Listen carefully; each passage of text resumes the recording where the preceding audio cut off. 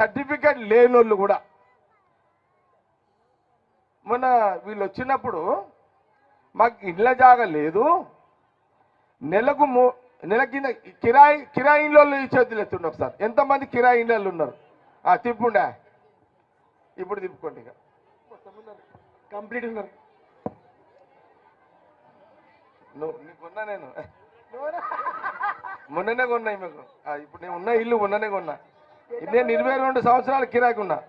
వినండి, ఇప్పుడు నేను రామ్నగర్లో ఉన్నా కదా ఇల్లు, నేను 22 సంవత్సరాలు ఆ ఇంట్లో కిరాయికి ఉన్నా. మొన్న నా కూతురు పెళ్ళినప్పుడు పైసలు ఇచ్చి కొనుక్కున్నా. ఎంత 30 లక్షలు ఇంత ఇచ్చి కొనుక్కున్నది ఇల్లు. ఏది రామ్నగర్ది. 22 సంవత్సరాలు నెలకు ఎంత కిరాయి? 3000 కిరాయి కట్టిన నేను ఉన్న ఇల్లు ఇప్పుడు. అంటే అట్లా మస్తు మంచినా కానీ చెప్తున్నట్ల. అయితే కిరాయి ఇంత అయిందా? ఎంత కిరాయి కట్టిరు నెలకా? రైట్, నెలకు 5000 రూపాయలు మీరు కిరాయి కట్టిర్రు. ఇను సంవత్సరానికి ఎంత అయింది? ఎంత అయింది? 5 ఏళ్ళకి ఎంత అయింది? 3 లక్షలు. ఏమ్మా అంటే మీరు ఎవరు ఓట్లు వేసారా ఏందని అడుగుతలేను, మీతో మాట్లాడుతున్నా మనసు విప్పి. ఏం చెప్తున్నా అంటే నెలకు 5000 కిరాయి కడుతున్నారు, సంవత్సరానికి 60,000 అవుతుంది, 5 ఏళ్లకు 3 లక్షలకు మీకు కిరాయి అవుతుంది. మీరు ఓటేసేటప్పుడు ఆడోళ్ళంటే మన తెలంగాణ అక్కలు ఉంటుందని అంటారు. అంటే ఆమెనే ఇల్లు నడుపుతుంది అని మన చరిత్ర, అంతే కదా. ఇల్లు నడిపేది ఎవరు? మొగడు సంపాదిస్తే అరే మొగడు ఒక 10,000 జీతం వస్తుంది, పెళ్ళానికి తెచ్చి ఒక 10,000 ఇస్తాడు. ఇచ్చిన తర్వాత అందులోనే సౌదలు, పిల్లగాని ఫీజులు, ఒక పాలు పెరుగు లేదా సౌదలు, ఇంటి కిరా అన్ని అంతే కదా. పెళ్ళామే కదా సదిరేదంతా. నేను ఇప్పుడు మొగోళ్ళని ఆడోళ్ళని అడుగుతున్నా. మొగడు తెచ్చిన 10,000 ఎట్లా సర్దుబాటు చేయాలో ఉన్న మీరు ఆడోళ్ళు ఈ నెలకు 5,000 రూపాయలు కిరాయి కట్టుకుంటూ సంవత్సరానికి 60,000, 5 ఏళ్లకు 3 లక్షలు. ఓటేషన్కి వచ్చినోడు ఓటేయనికి ఎవరో ఒకరు వచ్చి నీ దగ్గరికి ప్రతి 5 ఏళ్లకు ఒక్కసారి ఒక ఎమ్మెల్యే క్యాండిడేట్ వస్తాడు, ఒక కౌన్సిలర్ వస్తాడు.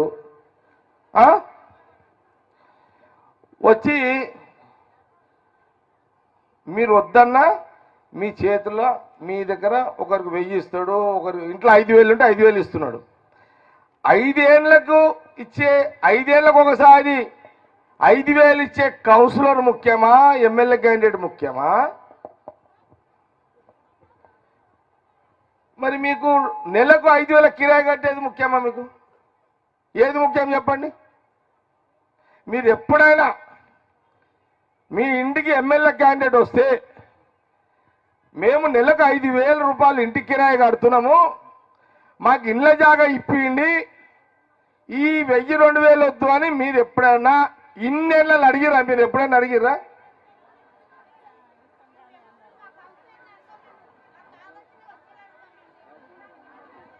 అడిగితే ఇనండి అడిగితే ఇను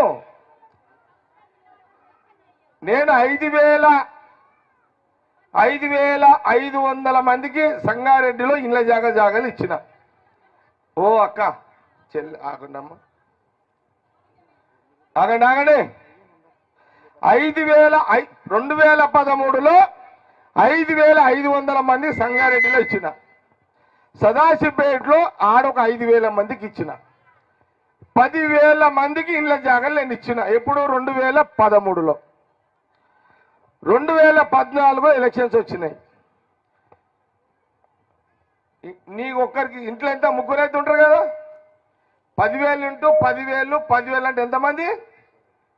30,000 మంది. అవునా?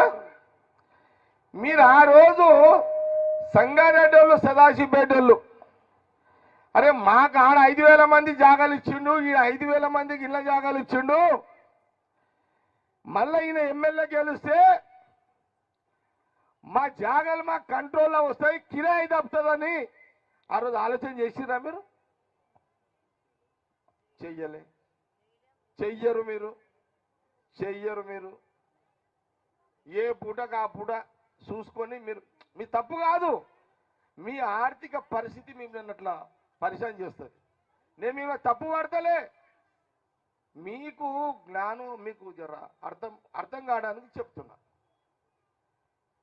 మొన్న ఎలక్షన్లో నన్ను వీళ్ళ మావులు అంటారు, మా సంతుగాడు వీడున్నాడు, ఏడాడు ఏం రవి,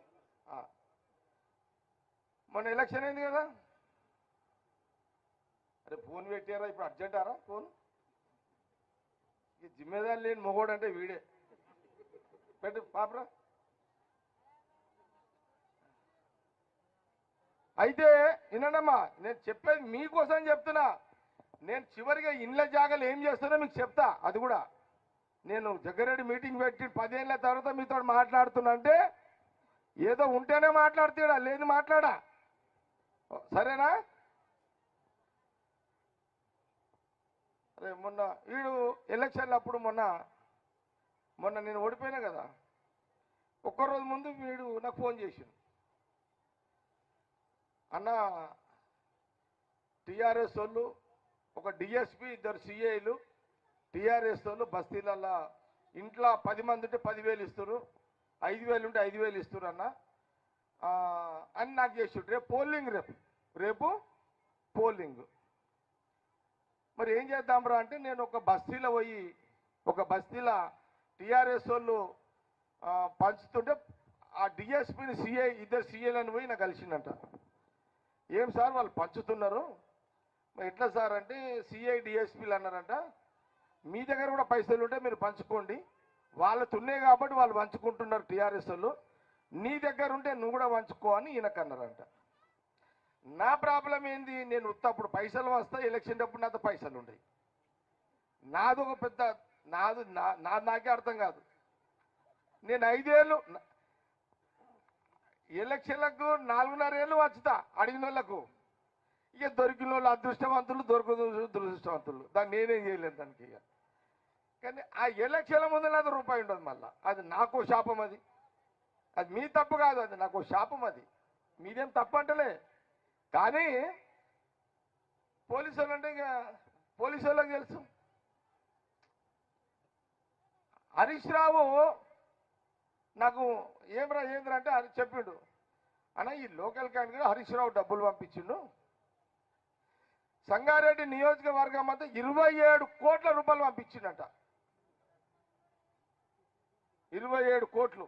అవునా రవి సాక్ష్యం ఆడనే ఉన్నాడు అప్పుడు రవి.